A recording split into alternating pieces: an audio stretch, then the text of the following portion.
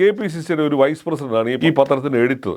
Party തീരുമാനത്തിനെതിരായിട്ട് editorial എഴുതുമ്പോൾ ഈ editor എന്ന് പറയുന്ന ആൾ എവിടെ പോയിരിക്കുകയാണ്? കുറഞ്ഞ പക്ഷേ എഡിറ്റർ എങ്കിലും ഇതിനകത്ത് എന്താണ് ഓരോ ദിവസം വരാൻ പോകുന്ന കണ്ടന്റ് എന്താണെന്നെങ്കിലും ഒന്ന് നോക്കണ്ടേ? പാർട്ടി പത്രത്തിനകത്ത് പാർട്ടിയുടെ നിലപാടിനെതിരായിട്ടാണ് ഇതിനകത്ത് ഒരു വാചകം തന്നെ ഇങ്ങനെയാണ്: 1/2 ഡസനിലേറെ വരുന്ന കോൺഗ്രസിന്റെ കത്തുന്ന സൂര്യന്മാർ സഭയ്ക്ക് അകത്തും പുറത്തും ചാനൽ ചർച്ചകളും വാദങ്ങളും പ്രതിവാദങ്ങളുമായി ശ്രദ്ധേയരായ ജ്ഞാനദൃഷ്ണങ്ങളുള്ള ഒരുപറ്റം ചെറുപ്പക്കാർ വേറെയുണ്ട്. മറ്റു പാർട്ടികൾക്കില്ലാതെ മികച്ച വിത്ത് ഗുണത്തെ ചവിട്ടിയരച്ച് കുലമൊടുക്കുകയാണ്.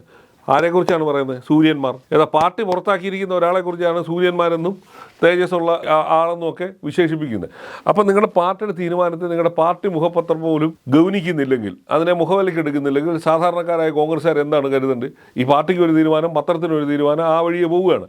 എന്നിട്ട് ഇന്ന് എന്താണ് KPCC പ്രസിഡന്റ് എന്ന് പറയുകയാണ് പാർട്ടി പത്രം സ്വീകരിച്ച നിലപാട് ശരിയല്ല, അത് ഞങ്ങൾ അംഗീകരിക്കുന്നില്ല എന്ന്. അങ്ങനെയാണെങ്കിൽ ഈ എഡിറ്റർ എന്ന് പറഞ്ഞ ആളെ ഇന്ന് ഇവിടുന്ന് പുറത്താക്കേണ്ടതല്ലേ? വേറെ ഏതെങ്കിലും പാർട്ടിയുടെ പത്രത്തിലാണെങ്കിൽ ഇതുപോലെ എഴുതി പിടിപ്പിക്കാൻ പറ്റുമോ? ദേശാഭിമാനിയിലാണെങ്കിൽ ഇന്ന് ഇപ്പൊ പുറത്തായി കഴിഞ്ഞു വരുന്നത്.